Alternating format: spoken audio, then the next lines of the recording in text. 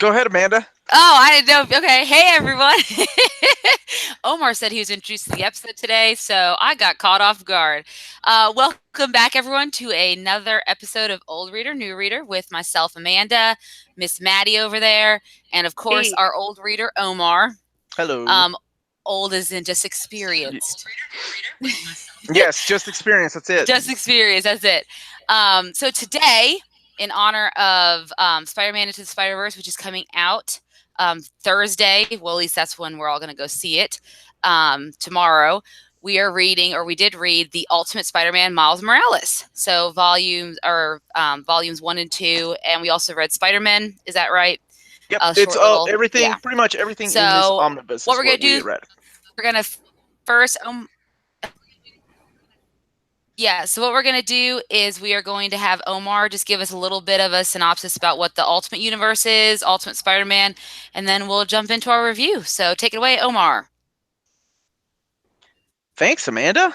That was really quick. Okay, so really quick. If you don't know what the Ultimate Universe is, um, this was a universe set apart from the 616 universe, and it happened in the year 2000. Marvel decided to revamp these characters by giving them a new, yeah, spin on their origins. So this right here kicked it off. This is Ultimate Spider-Man, Volume 1, and it's the story of Peter Parker kind of modernized. Has nothing to do with the 616 character, and other than borrowing elements. Brian Michael Bendis, Mark Bagley were on the title for about 114 issues. Then Stuart Eminem and Sarah Pichelli ended up finishing the run, which all led to this issue 160 of Ultimate Spider-Man, where, spoilers, something happens to Peter Parker, where he passes away. And in one of the aftermath events called the Ultimate Fallout number 4, a new character is introduced. A new Spider-Man's introduced. It's a mysterious character. And as it turns out, it's this kid named Miles Morales, which leads us to this book that we are talking about today. And that's it. That's the Ultimate Universe. Now, the Ultimate Universe, of course, is no more because of Secret Wars and because of sales. Let's just call it what it is. They weren't selling as well as they once were, and Marvel decided to fold that whole Ultimate Universe, and a lot of the characters, not a lot, a handful of characters came over to the 616 universe, including Miles Morales. However, tonight we are only talking about his run while he was in the Ultimate Universe. So, let's kick it off, ladies, with Ultimate Comics Spider-Man number 1. Who wants to take it away from here? Right. So we talking about we talking about the first issue. We talking about the volume. You talk about whatever you want to, Amanda. All right. Well, The volume is fine. yeah. Well, let's do first impressions. Because obviously we've all heard a lot about Miles Morales, and with the movie coming out, so it really piqued my interest to want to read this character sooner rather than later. And I was so happy that I got a chance to read him. I know that Omar's not a fan of Bendis, but I love this. I love this version of Spider-Man. He's even more modernized than the Ultimate Peter Parker run. I just loved everything about it. The artwork by Sarah Pichelli is phenomenal in it as well, and just the different take of his story, I think, is what I particularly enjoyed, and all the differences between what we see in the 616 universe versus the Ultimate Universe. I really enjoyed picking those out. It was a fun little game for me to play that, to see the differences there. And of course, seeing it how, the end of it, the whole end of the whole run interacts with what we read a few months ago, which was Hickman's Secret Wars. So it was a pretty good read. I enjoyed it immensely. So, but we get volume 1, right? And volume 1 kind of starts us out with Miles Morales' story. So, Yep. Maddie, what did you think about that part? yeah, so this is my first Spider-Man book ever. I've never read Spider-Man. The most I've done with him is watch the movies, I watched the cartoon, I played the video game. So my knowledge of the Spider-Verse is, very surface level. And as far as Miles goes, my only real introduction to him before reading this was through the Spider-Man game. which I love him in that. He's wonderful. Mhm. Spoilers for Amanda, I guess, if she hasn't gotten that far. No, I got he's there already. I had to use him to go around. Yeah, I got it. Okay, good. Yeah, Good, I was hoping. I'm not good at sneaking, guys. I'm not good at sneaking. It's very hard. Yes. So yeah, I really liked this. I really liked the differences between this universe and the regular Spider-Man that I've seen, I guess. Just to see all of that, and I think he's a great Spider-Man. I think he's very interesting. I really like his character. I love his relationship with his friend and his family. He's really great. He's just trying his best, and he's just a good kid. And to see that I'm really glad they gave him different powers as well. It would have been just as easy to have him be the same sort of deal. But the whole electricity and be able to be invisible, that was really interesting. To see him move without webs at first, right? Because he didn't have that technology to do that with, was really cool. And also to see, how the world was mourning Peter and how that worked. Yeah. Like to see how James Jameson was dealing with that and how to, or whatever his name is.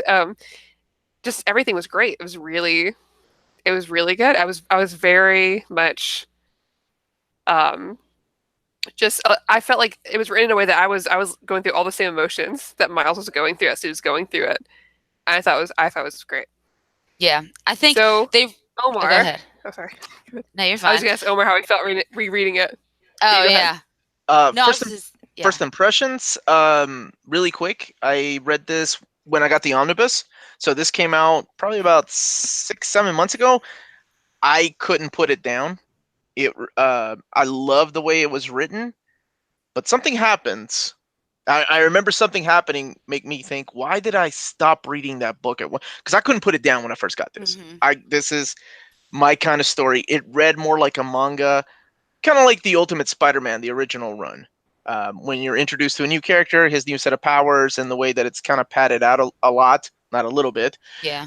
I like the way that was written, but he wrote it quick and not too dialogue heavy, even though Bendis is notorious for having a lot of characters just talk. We call it the the coffee and bagels Bendis panels. But when I first read it, something happened, and I'll talk about that now because I remember what happened. That I'm like, oh man, that kind of sucks, because I was really liking it up until a certain point. And then I forgot what it was up until I reread it. So first impressions, I couldn't put it down. It was phenomenal up until a certain point, and we will get to that in a little bit. One thing I do want to say, though, is what was pretty cool in the way that it was set up at the beginning was that Miles found out about his powers while Peter Parker was still alive. So it wasn't like these powers were inherited or anything. He was also like one of the, I think, Spider number 42 from the Corporation is the one that bit him. And he kind of has this whole guilt about not being able to help Spider-Man while he was getting killed by the Green Goblin in front of him. Because he had those powers until after it happened. Yeah, and that was so crazy because that's not what I expected at all. So I expected everything that happened with Miles to happen. Like I thought, oh, it's going to happen all after. I knew that Peter Parker died in the Ultimate run with him, so I figured, oh, then afterwards, like a few months later, somehow he gets bitten by a spider. And like, no, that's what completely took me off guard. That he had already been bitten and just didn't want to use his powers, wanted to hide them and for good reason. I mean, his father clearly dislikes the mutants. And I mean, we didn't get to see what happened with the bridge and everything, but clearly something had happened that made them, dislike mutants. I mean, besides the fact that they've always been disliked in any universe in Marvel. And of course, they're not, 100% fans of S.H.I.E.L.D. or anything that's going on. There's a lot of turmoil in the country. And so it made complete sense for him to hide his powers for such a long time until Peter Parker's death, and I had to go back and read that because it hit me right here when he died because he was still a teenager. So, and then, Miles is just like, what? 13. Yeah. Yeah. So he's young. Can you imagine getting his powers and being like, I need to do my homework and I'm going to new school. Like, I don't know how to deal with any of this. Yeah. It's a big decision to use any of those powers. So I like that kind of being his origin. That was really neat. Of course, there's more that goes into that too, that kind of builds up his character and like his own sort of grief. But like, that was really an interesting point for him to do. Because like this, he gets the same powers, and he's not doing anything with it. And even at that young age, I think, without Peter's death, I don't know, would he have ever? Would it And have he may taken not years have. and years? Yeah. Yeah. I mean, it would have been more accidental, if anything, if he had even done it. But seeing that responsibility, and that's what I love. Some of my favorite scenes is when him and Ganke, is that how you say his name? I always wondered Ganke? about that. Yeah, I'm not sure how to pronounce it. I hate pronouncing it wrong. But when they decide he's going to do it, and he buys him the store-bought Spider-Man costume, and everyone just keeps saying it's in poor taste, and it is, and I get it. And I I just like think that that's a cute joke little came joke. back at the end too. Yes, it did. Yeah. Oh, I love it. I love that you still see it, and I just love that's what I loved about this. Just the dialogue felt so real, and I think that's why I could follow along with him so well, and I just was so engaged with this story because it just felt real. Like, this is how they would have talked. This is how everyone would have interacted. There's nothing forced about it. I don't know. Right. Just very real dialogue to me.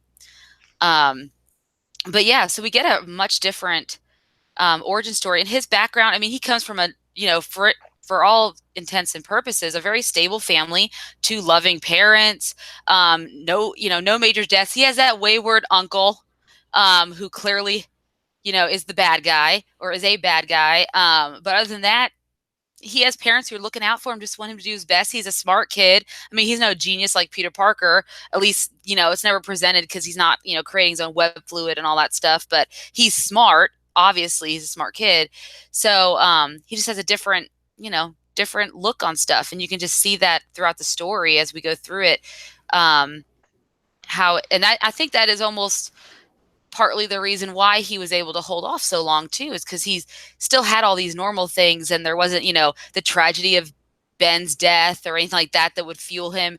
It had to be, it was just all, he could go that long without using his powers because there was nothing else there that would have, pushed him to go be a hero quite yet, until Peter died. Anyway. Yeah, it was interesting to see his uncle, because that's not what I expected. Because the only thing I know is him in the Spider-Man movie, right? Is Miles' uncle. Yes, and that is not what I expected. Yeah.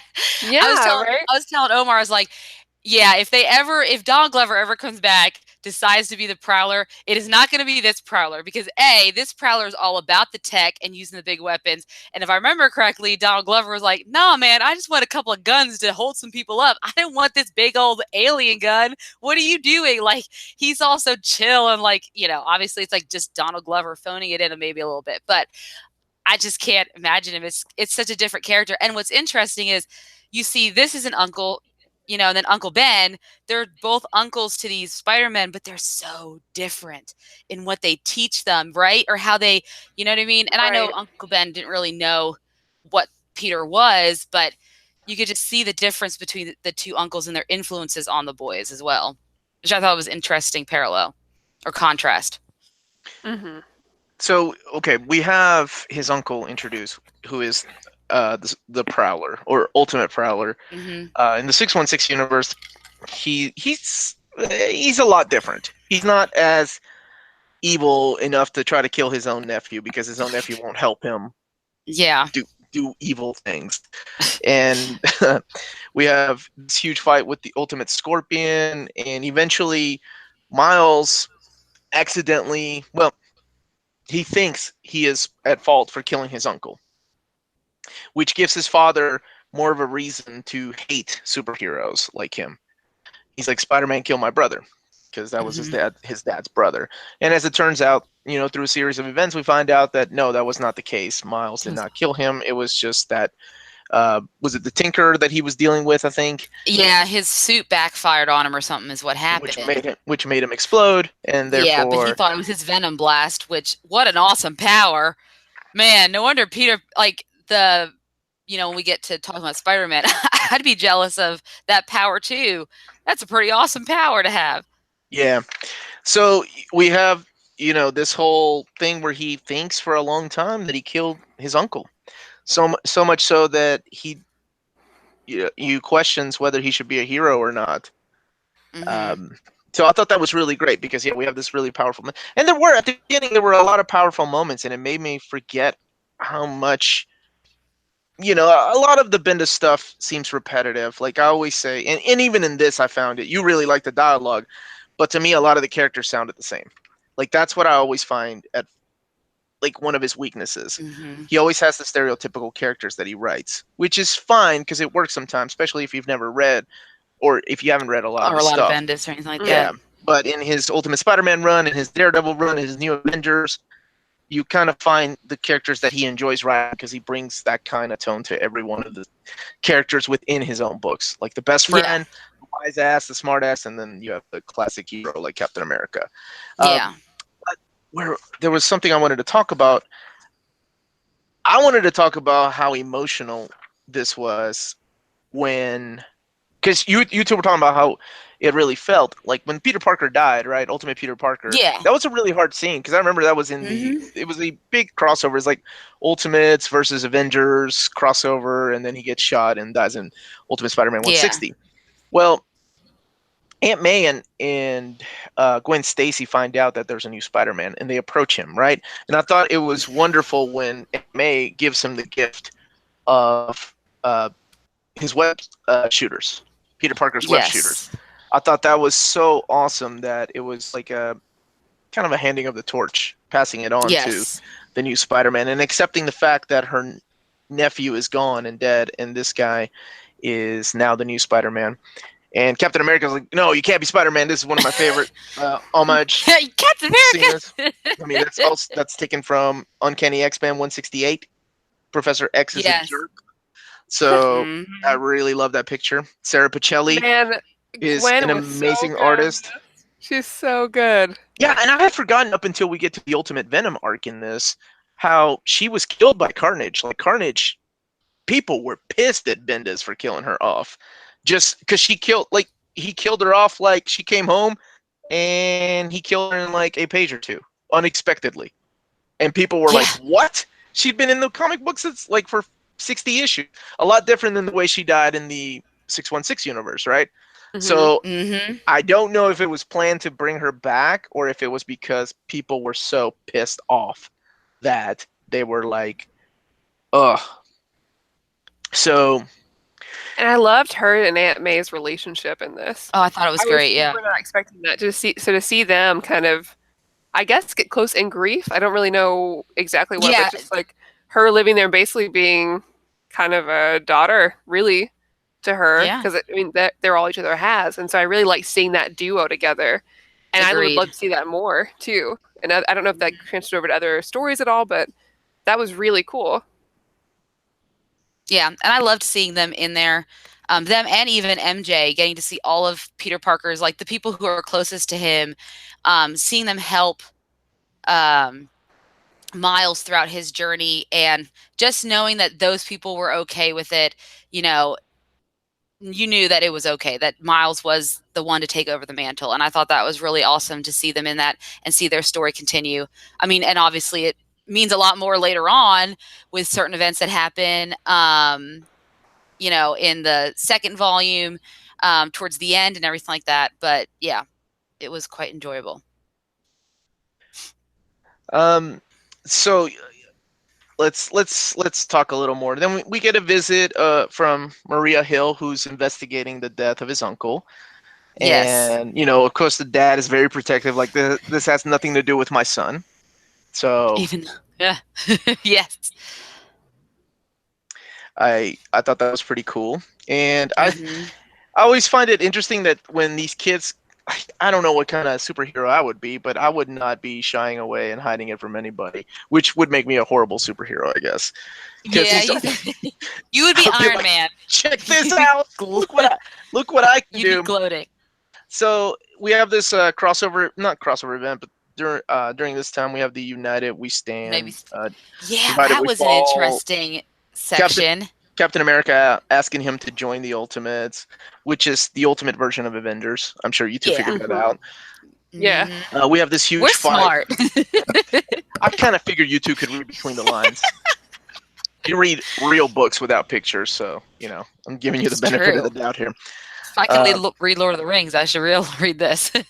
So we find out, I think this is the first hint that his dad was somebody in the past Yes. Like when his dad is captured by Shield, and I think Hydra takes him, and he ends up killing every agent of Hydra. Yes. With Yeah, guns. which was You're like- that was a really good added part of the story. It was just really It really was. seeing him go through that. That was some tough stuff. I really like the fact that he's 13 years old, and how much you forget that he's 13, as he's going through all this action, and then he takes his mask off and he becomes a kid again. Like, Yes. his facial expressions, or the way that he reacts to things by just getting down on his knees and looks like he's about to cry. I love his interaction with Jessica Drew. One of my favorite moments Ultimate Spider-Man, the original Ultimate Spider-Man, is that Peter Parker, even though she is a clone of him, found her really attractive. And he was like, I need to stop looking at her. This is getting weird. He's like, Weird. That's kind of me. I know it's not, but it is. Yeah. So that kind of closes out that arc. And then we have the crossover Spider-Man, which is we knew this was going to happen one day, even though Joe Quesada swore up and down that the Ultimate Universe and the Marvel 616 universe would never, ever cross paths. We have the first crossover event between the Ultimate Universe and the 616, which is Spider-Man.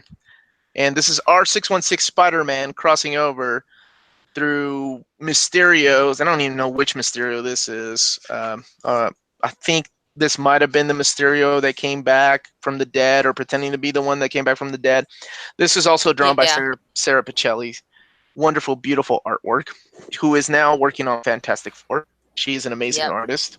She is an amazing artist. By the way, second read-through of this omnibus, still holding up, even though it's kind of jacked up in the spine. So I gotta put some glue on there, but that's okay.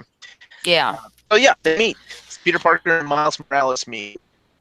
And I think it's really cool how Peter Parker kind of interacts with him at first, and then how Peter can't help but go and see Aunt May and Gwen Stacy. Yep. And how he wants to talk to Mary Jane Watson. Oh, and she runs away. Oh, that scene runs away, right? Awesome. Yes, that was a great scene. Yeah, so I thought that was really pretty. That was a really beautiful moment. She doesn't want to see him. And Aunt May, is almost in tears because she's like, well, what is this? Is this some kind of joke? So I love that. And yes, Ultimate Gwen Stacy, I'm glad that Bendis decided to bring her back, because she is an awesome, awesome side character. So. And there was a second Spider-Man miniseries, I believe, like right before or after Secret Wars. I can't remember. Okay. But then we have this creepy .1 issue, right? 16.1, which is kind of a setup for the next story arc, which is the Venom War. The Venom War.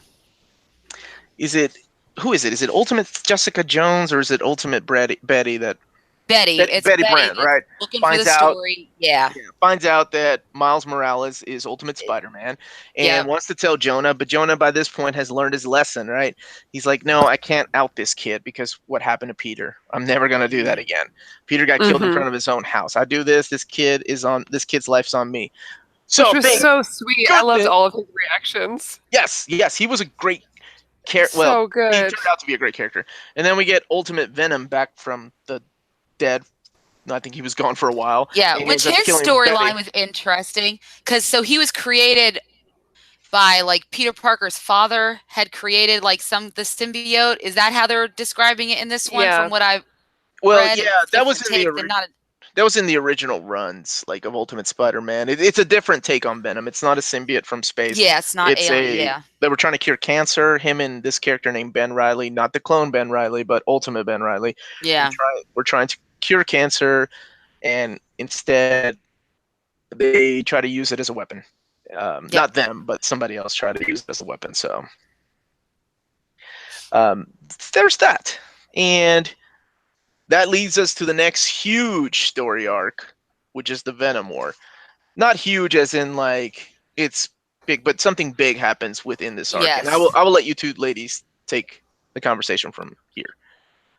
Yeah. So what he's talking about is with Venom War. So it all leads up to, obviously, Venom thinks, because Betty Brant thinks that Jefferson Davis is Spider-Man, not Miles. So he's going after Miles's dad, thinking obviously because it was Aaron, it had to be him as Spider-Man.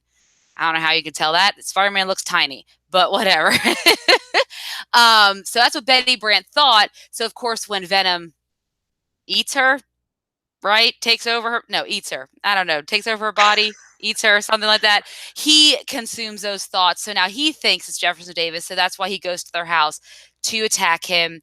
And of course, that ends up, he tries to save his father's life, and it puts him on life support. He ends up in the hospital, and Miles is trying to fight Venom, and you have Maria Hill as well, following his trail, if you will.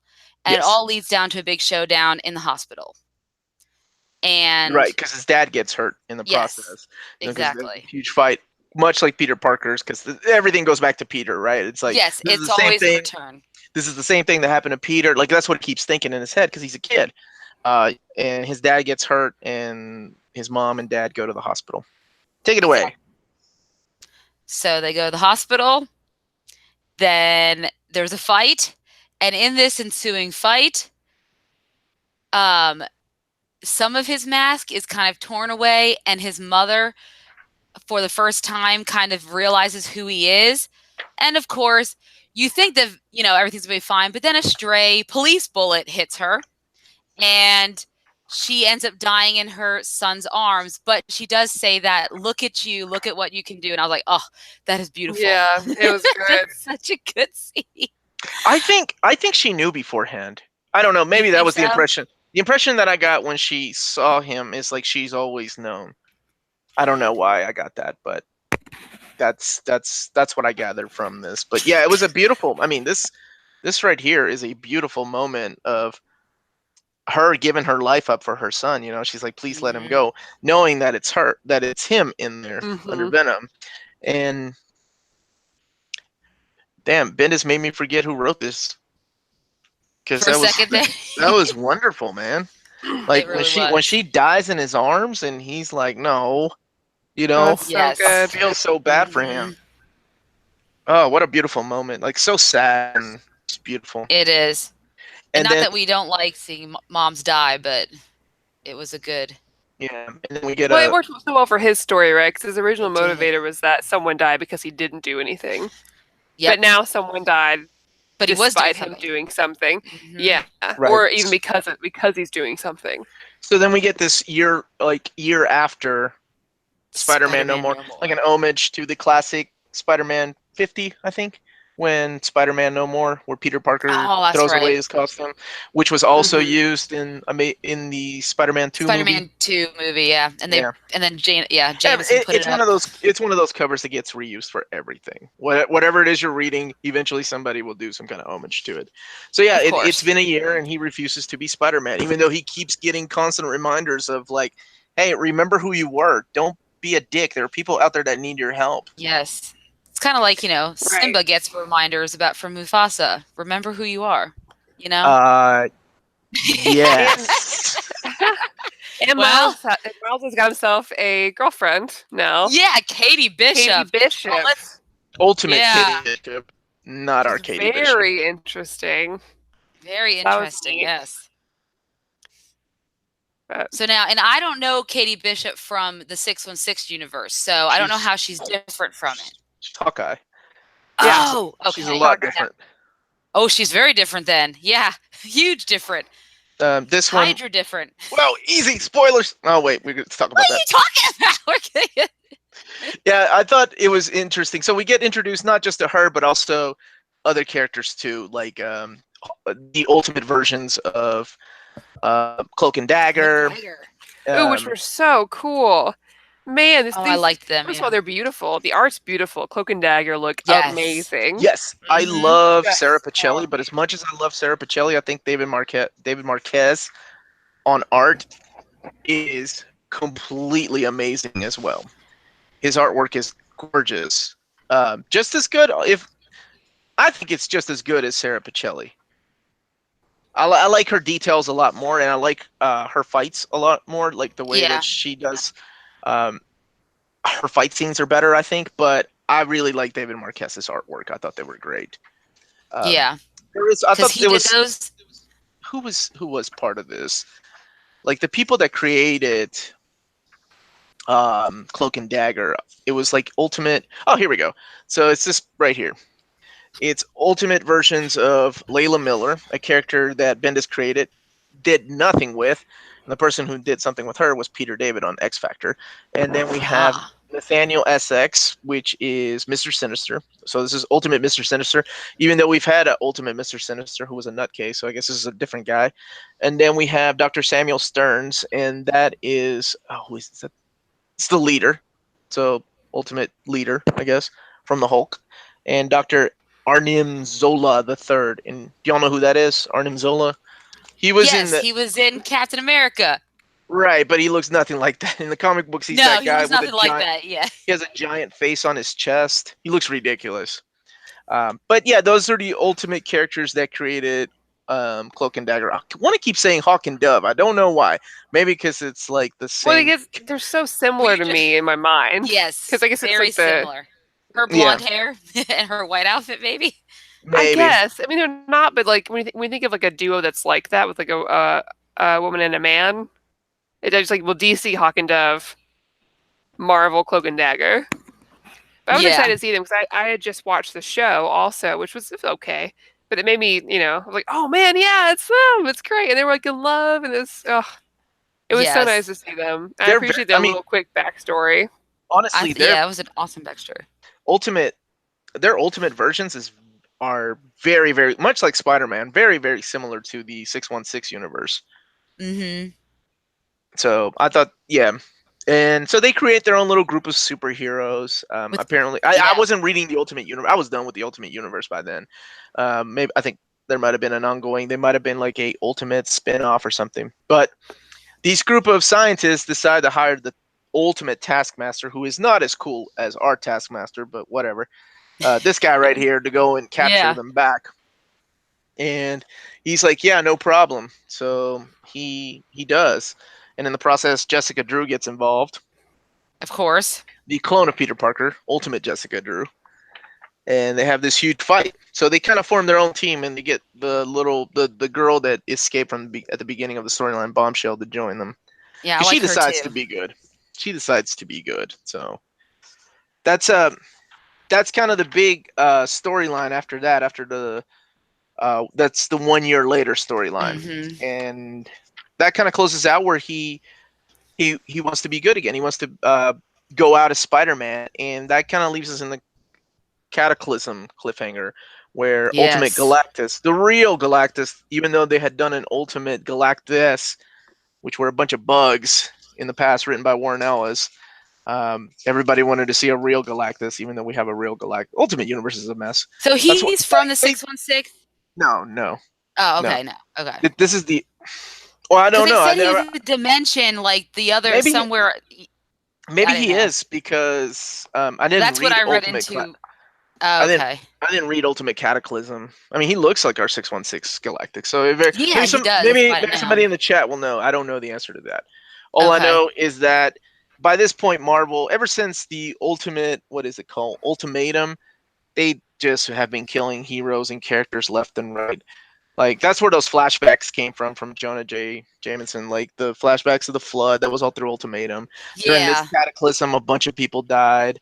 And then I thought it was interesting that they decided to reveal one of the big things in the Spider-Man Cataclysm miniseries, which was the revelation where he reveals to his dad that he's Spider-Man. And his dad is a punk. Walks out on him. What the heck? Yeah. Leaves. What kind of father are? Like, he's like, you're the reason your mother died. Right. Way to make that your uncle's dead. That 14-year-old feel like shit. Father of the year. Child. Father of the year, and then he just takes everything and goes. Like, doesn't even just leave the apartment. He takes everything. I mean, what the heck? And we're about to get to that point though that I was talking about. That I'm like, this is why I didn't like this book. No, yeah, because I want to see what that point is. I think this is where the book should have ended, because I think Ultimate Spider-Man 200 is a bittersweet, wonderful send-off story to these characters, where was great. they're having a funeral for Peter Parker, or I'm sorry, not a funeral, A memorial. a memorial, Or, like yeah. a kind of like a 1 or 2. Is it 2 years later? I think after he died, Yeah. they go to Aunt May's house. She's invited everybody. Mary Oh, and, Jane's and everyone's afraid to there. go. Ugh. Like Yes. Tony Stark couldn't make it, so he sent a bunch of people. So Um, Tony Stark. you had his pals here from the Amazing Spider-Man and his friends, like the ultimate versions of them, Yes, um, exactly. show up. Got Kitty You had Pryde. Kitty you Pryde, know? who he used to date. And I like this whole sweet thing where Peter Parker. Gank gets Yes. Gwen. I'm like, yeah, man, get that. What I don't know what the hell he made her out of those Lego blocks, but good on him, man. That locked that kiss down. I was like, He man, made her good on a my boy. Spider-Man. I don't know what he made her, but she was like, I'm gonna So go put this cute. in my room. He made her a minifig. That's what he did. Yeah, and then we have characters come back like from the original run, like Kenny. So if you were a fan of the original Ultimate Spider-Man run, yeah, characters come back, and then him and Kitty had a thing, and Ran away I thought together, but they're not together. I was like, whoa, for a that's guy interesting. for a guy like me that hates Bendis dialogue, this was nothing but dialogue. Like it's Yes. not dialogue heavy. It's just like, hey, where do you think if Peter was alive, what do you think he would be doing these days? And Oh, you know, you have, that was a really good addition to that It issue. was. It was Yeah. so cool. To see So everybody's like, oh, thank you. yeah, so you got the original artist coming back. You got Mark Bagley doing this page. Actually, he does 2 pages because Mhm. he does that page and he does this page. That's Mark Bagley, and then you had Stuart Eminem come back and he did a page. Mark Brooks came back, who used to do the covers. Oh, it's yeah. They're And just so then beautiful. David LaFuente. Yeah, David LaFuente does the Kitty Pryde one. I thought Oh, this was sweet, where she was like, "I don't think about that kind of stuff," even though yes, I know. Heartbreaking. I thought that was really pretty. And they were like, "Man, we got all this food from Tony Stark. What are we gonna do with it?" And he's like, "I got an idea because I'm such a good guy. We're gonna give it to the homeless." And But we can't not talk about Jameson though, Yes, because showing that up. was a great 2 pages where he shows up and he's in his car oh yeah, and I he's forgot. there, but Mhm. he can't handle going inside. Aunt May sees him though, and then Yeah, he's right there. He This leaves. page right here. But Yeah, it's a good Yeah. scene. I love that change in him. Like I think he's one of my favorite characters of this whole story, despite like his minimal amount that he's in there. Just Yeah. because it's such a nice change to see, like, oh well, once I realized it was Peter Mhm. after Peter was Yes. dead, like I can't believe I did any of that. You know, I was Yeah. trying to ruin this guy's life, and he was just A doing teenager. Yeah, Well, he was a doing a good kid. thing. Yeah. He was He was a kid, kid, right? and yeah, and we never, and you know, at least in the movies, we've never seen that kind of a Jonah Jameson. Very like never really. Okay, so Cassandra Francois says that is the Galactus from the 616 universe. It So is okay. I didn't read Cataclysm, so I own it. Well, see, if you, Well, I just read the beginning didn't of the third one, or in the beginning they're describing it. It said from another dimension they used so much time travel, the superheroes did, that it created this rift, and I assumed that was 616 because they seem to like to use time travel.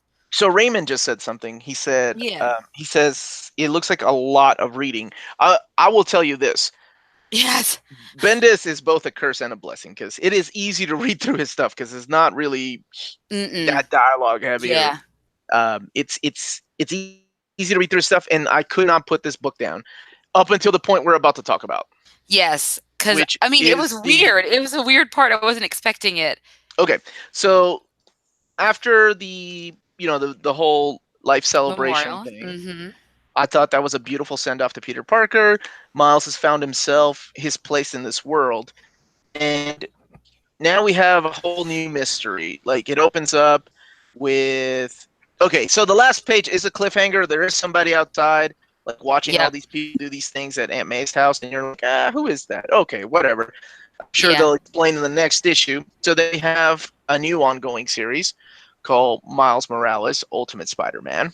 And this only lasted 12 issues, right up until Secret Wars. Yes. So this takes us all the way up until Secret Wars. Pretty much Norman Osborn is still alive, which is such a cop-out, which that's one point that pissed me off. I'm like, come on, man. That you have your own set of characters you can build for this. We don't need to go back and bring back the Green Goblin and eventually practically do the same goddamn thing we already did in issue 160. So you have him return, but that's not the biggest. No. This is a big spoiler. I don't know if you care or not. But you also have the return of Ultimate Peter Parker. Like he's And he back, and sucks. he's like, Yes. "Hey man, Oh I'm just my looking for gosh. my web Web slingers." shooters, buddy. Can I have him back? Like, Hey, I'm just back to be a dick. yeah. Thanks for doing stuff. Oh man, and I'm Oh like, my this gosh. dude. I'm like, this dude better be a clone, or this dude better be, Nope. not the real Peter Parker, because that's ruining something that just happened in the last issue, for me at least. We Yeah. had this beautiful send off to this character. Wow, what's the point of bringing him back? So I feel like at No this idea. point, well, let's just Especially when finish. you're going up to Secret Wars and it's all going to be over anyways. Well, yeah, Yeah. I So was. they It's not like did they know it was coming and just said, he "We'll had get." to have. Yeah. I don't really People know know. how events are going to go when they're writing this shit. You know what I mean? It's like, Yeah. hey, by the What way, you should be prepared that in so many issues, all of your worlds are over. So you would don't think, pull some but bullshit. I don't know. He is Bendis though. He's like So is he just going for drama? Like, let's probably. see how much But pain and torture we can put Aunt May through, let's because God bless, she hasn't been through enough. let's wait and just finish, because this is a really quick recap. Like then he introduces to these two new spider-like twin Twin spider guy. characters. Yeah. I have no idea who the hell. I don't even know if that was resolved. So you have this fight Well, you with see where they end up, who they're working for, but I don't. Yeah, that's about it. okay, and then he at one point Miles tells Katie Bishop, "Hey, I'm Spider-Man," right? And she freaks out. She goes and tells her Yeah. sister, she's like, "Well, don't tell our mom and dad; they'll kill you." And you're like, "What the fuck kind of Yeah, family do they where's have?" that going?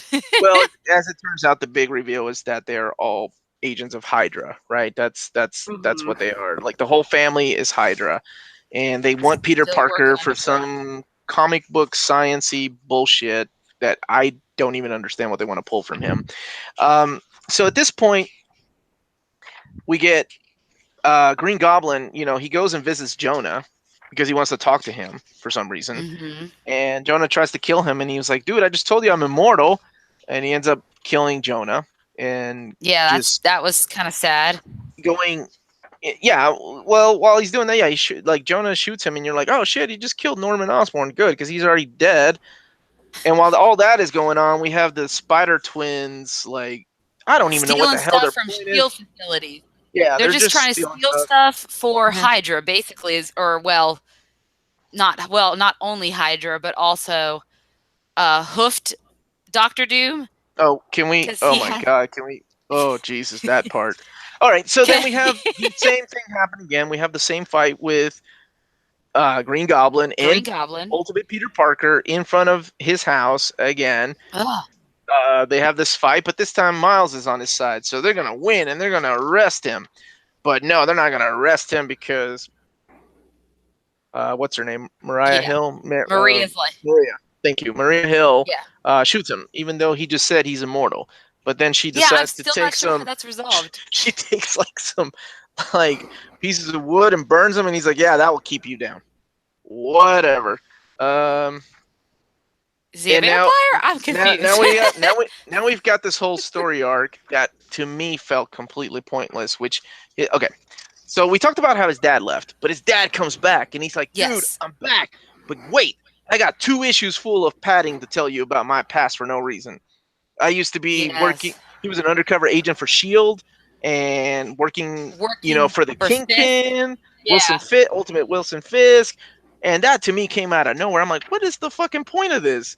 That is no excuse to walk out on your son. If anything, you should have stayed with him. That seemed like a really shitty. Like, I don't know what to do with this character, so I better make a big deal. Yes. The reason he hates mutants is because he got into a fight with Toad. That's why he hates mutants. Oh, Bendis. Not even the coolest mutant. Bendis was on such a good roll, man. I was like, you almost got me, dude. Now I You can almost see got why me. this is only 12 issues, this last part. Right, and then Peter Parker the gets story kidnapped stuff's all over the place. by Katie Bishop, so his friends go out to get him, but it feels Wait, Miles like Morales gets kidnapped. Because Peter Parker goes off in the sunset with MJ. And I was so pissed when I found out that so I was he like, was so not a all clone. this, we bring him back so he could officially hand the reins over to Miles, which I thought we already did in the first volume by the end of it. But we needed Peter Parker's blessing, his immortal self, I guess. And now he's going to go hang out with MJ. And I was like, is there going to be something else? Are we bringing back Ultimate Peter Parker? Is he going to hang out in San Francisco with MJ and serve coffee? Like, what's happening? I don't know. It was a weird take. Well, I think it was like Maddie said that I feel like Bendis got an email that morning when he was writing the script to issue 12, and he was like, "What? We're getting well, I'm still gonna write Miles," and they're like, "Yeah, man, you're Bendis. You can bring Miles over to the 616 universe and continue your dumb story over there." Because that last story arc, you got the stereotypical Doctor Doom being evil again, and just being a one-dimensional supervillain that came out of nowhere. With hooves, right? Dr. Am I Doom. mistaking that he has hoofs? Hooves? Yes, this is Ultimate. Like okay. Yeah, hooves. Okay. Hooves. And everything leads up to issue 12, which is the big like, hey, holy shit! Next time you see Miles Morales, he's in Secret Wars, so we got a lot of shit to wrap up. And guess what? We're not all gonna wrap it up because a lot of this stuff. Not in the long shot. It's like his friends kind go of sloppily, like his friends go and rescue him, and they knock out Katie Bishop and her family. That turns out to be his last villain in the Ultimate Universe, Agents of Hydra, and this weird take on Doctor Doom that he decided to do. And out of nowhere, Judge, his friend that like was his roommate, was like, "Oh yeah, man, I knew you were Spider-Man." The whole time, man. You should have told me. So maybe that's Bendis' way of tying up loose ends, but yeah, that's it. Then then we all know what happens. See is this. It's like, if you want to follow the adventures of Miles Morales, go read Secret Wars, even though he's in just 3 panels. Yes.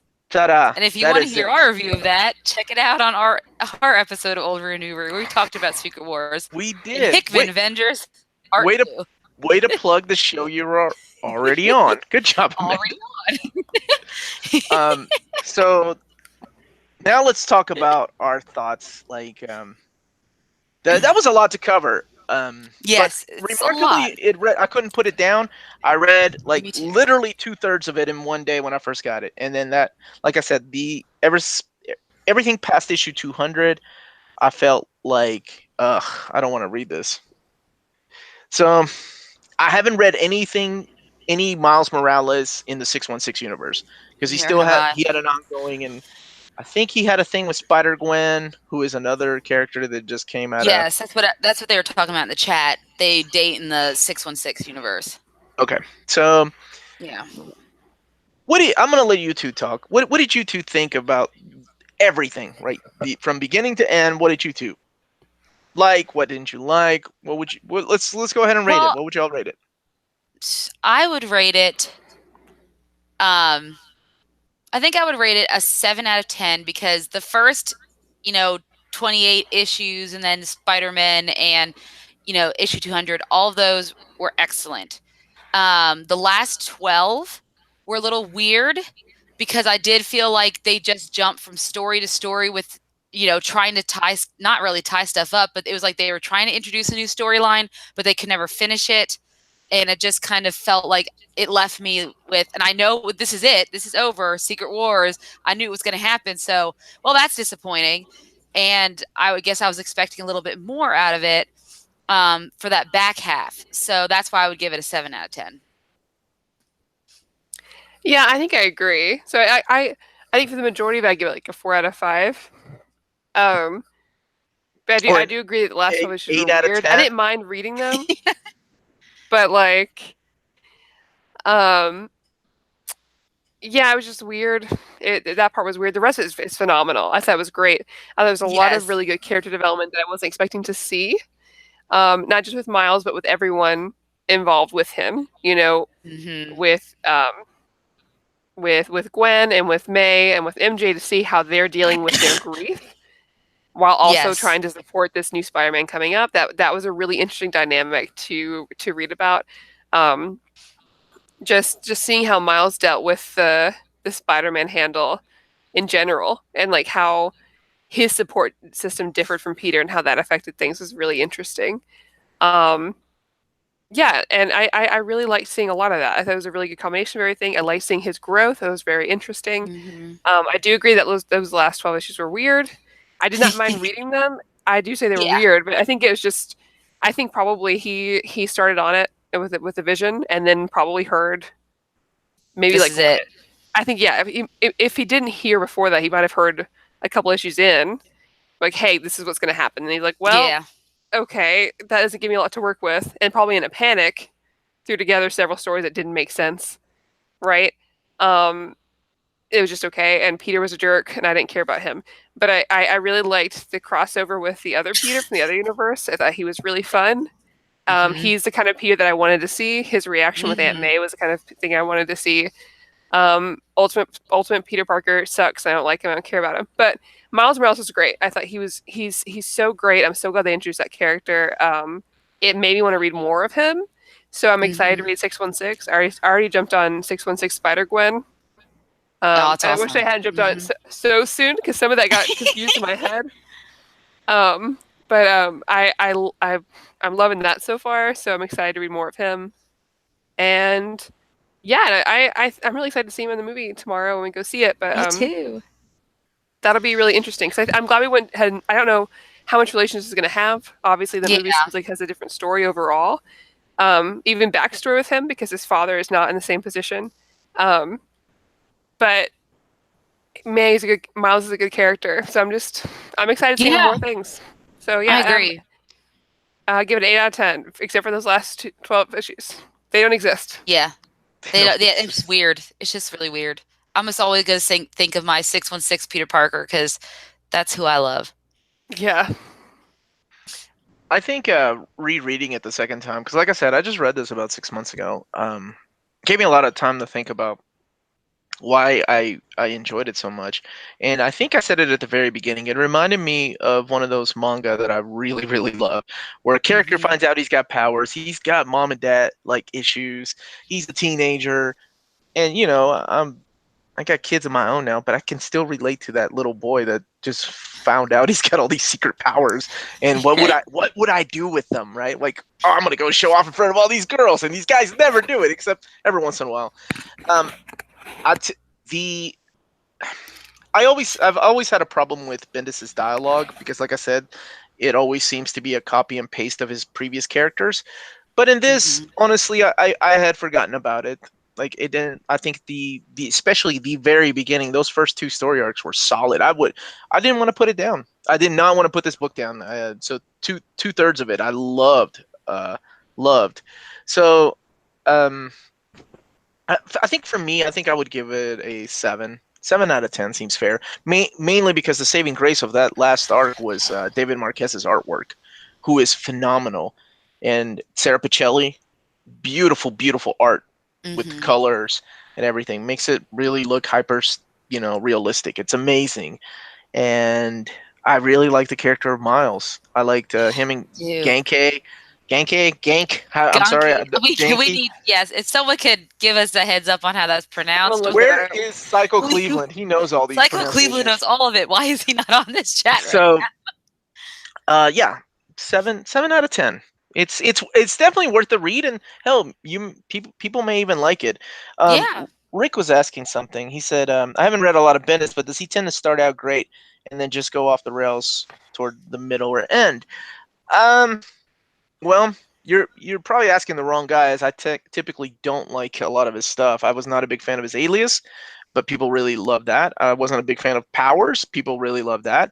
I like Daredevil, but I think in Daredevil, it stayed the same for me. It wasn't the greatest Daredevil story, but it stayed the same. It's Genki. Genki, thank you. Okay. Bendis actually, somebody tweeted him, asked how to pronounce it. Oh, thank goodness. It's like gain, like to gain something, and key, like a key. Gain key. Okay. Okay. Or Ned Leeds in the Homecoming, but whatever. Yeah. Yes. Practically. Practically. With the Lego Death Star and everything. So I don't know. I mean, his Uncanny X-Men and All New X-Men were always not that great to me, but people seem to like them. I know, actually, I did hear people complain that they did not like the ending of Uncanny X-Men. Trigonosis is saying that he enjoyed the book, but Divided We Stand storyline was a drag for him. Oh, I could see where he's coming up from on that one because it's That was all like a about that. huge team up too, like Yeah, with with the the Ultimates. Hydra shield, and then Captain America becomes president, and in the middle, poor Miles Morales is just trying to learn more about his powers and prove himself. And it's, so political heavy on all that front. So I can see where that could be kind of a drag. Yeah, I wasn't a fan of Alias. Sorry, Iron Cardinal. I know people really love that run, and I just did not care for it. But Bendis X-Men sucks. Thanks, J Rocks. I agree. It does. You know what though? It doesn't suck as bad as his Guardians of the Galaxy, because when That's what Rick said.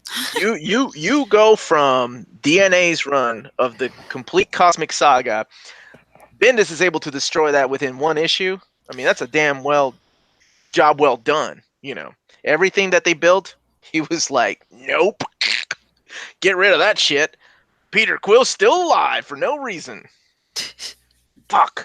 Anyway, not here talking about Guardians or Bendis. No. Ultimate Spider-Man, it's worth a read. I think it's definitely worth a read. I think there's a lot of people out there that would like it. It's not only available in omnibus format, but there's also like Ultimate collections and trade paperbacks available.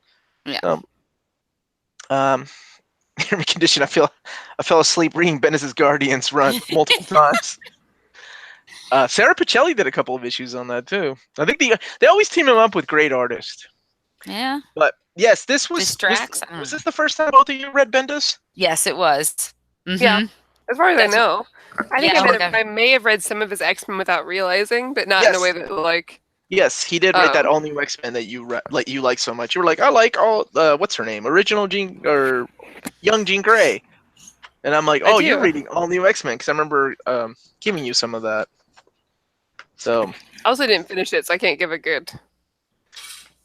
Like, one day when the review of it, yeah. When this show is 10 years old, we'll get to that and talk about it. Well, let's do a Bendis month just for. Oh, there we go. Can we make it like the shortest month of the year, like February? That'd be nice. There we go. We'll make it February because that is the shortest month. Then Bendis also write the horrible Secret Invasion storyline. Yes, and that horrible House of M. Oh my God, why is this turning into a? I hate Bendis. Boy. Yeah, people really love House of M, and I'm like, what the fuck are you all reading that I'm not? But then again, people really like Civil War, and I did not care for that. So I like the movie better, but the movie was 10 times better than the Civil War comic. Oh my gosh, that was a chore for me to get through.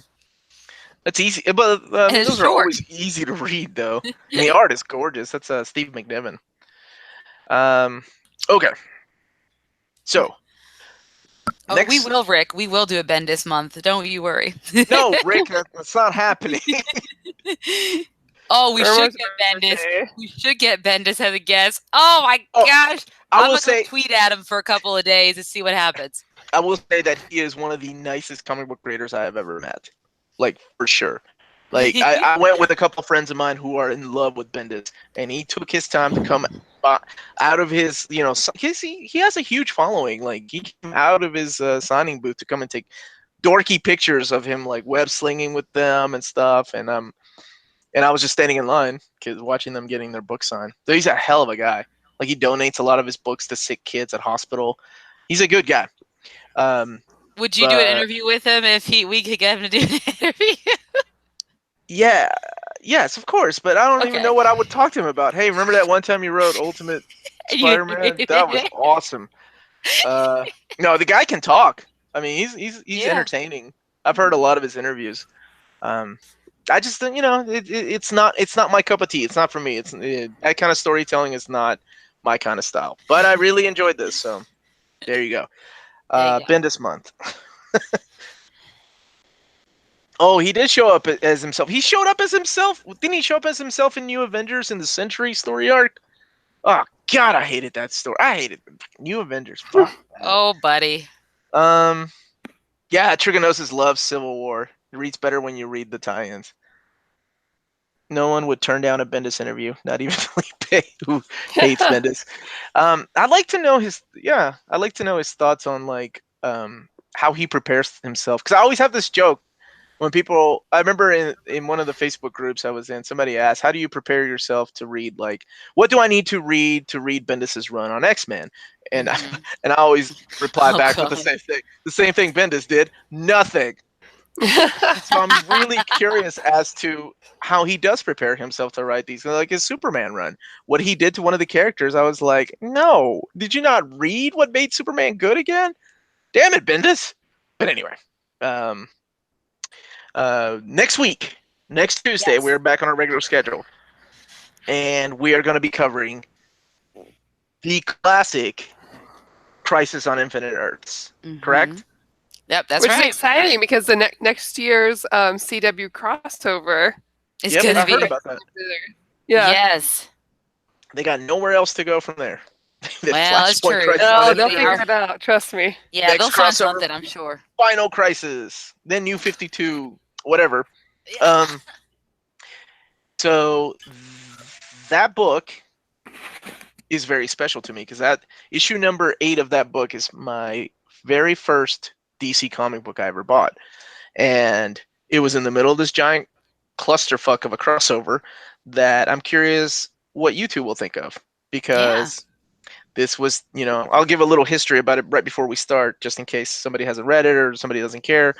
I will say that you may want to give yourself some time to read it, because it might read slower than Ultimate Spider-Man, because it's kind of dialogue heavy and there's a Okay. lot. And George Perez's artwork is completely gorgeous in that, so I can't wait to see what you two think. I hope you guys do a Jane Foster Thor readathon. One of my Jason favorite Aaron's? runs, the Jason Aaron run. Yeah, Yes, I do want to read that. Mm-hmm. his run is solid. I would like to try it again because when I started it before, I wasn't super into it. Into Jane Foster or his Thor? The Thor. Yeah, it kind of starts off a little slow, but then it picks up by the end of the first trade paperback, I was hooked. Beginning of, or I guess halfway through the first hardcover. Yeah, I think So- I would be in a different place now to where I would react differently. So You I'm can down. read fake Shakespearean English now better than I don't you know. could before. Because Maybe that's it. those Marvel guys, man, they could always fake it. Okay, is there anything else we have to talk about, or is that it? No, I think that's it. Don't forget, guys, on Saturday, our review of Spider-Man Into the Spider-Verse will come out. So make sure you get on to YouTube and check that out. Even if you've seen the movie, I'd love to hear your thoughts and see if you agree with our review of it. So don't forget to check us out there. Okay, good deal. I'm excited about it. Yeah. And don't forget to check out our regular show that comes out on Thursdays. That's the pre-recorded panel tomorrow. What are we talking about? Yeah, Geeky Gift Guide. Maddie's, Maddie's we're talking about Maddie. First episode that she's leading, I'm sorry. Yes, first episode she's leading. Where she gets her stuff, what she's buying me for Christmas, all that kind of stuff. Yeah. Okay, well, we will see you guys next Tuesday, guys and gals, next Tuesday. If you couldn't join the show live, please leave comments down below if we forgot to talk about something, or what else we should put on our reading calendar so you could read along with us. Yes, we'd love for people to join in and read with us, like Crisis on Infinite Earths. If you've never read it, maybe it's on Comixology and you want to check it out. And if you're bored halfway through, it doesn't get any better. So that's right. That's our job. We got to push ourselves through it. All right. Sign us off there, Amanda. Awesome. All right, everyone, thank you for watching. Don't forget to like and subscribe. Follow us on Instagrams and all the other social media channels. And of course, stay minty, my friends. We will talk to you soon.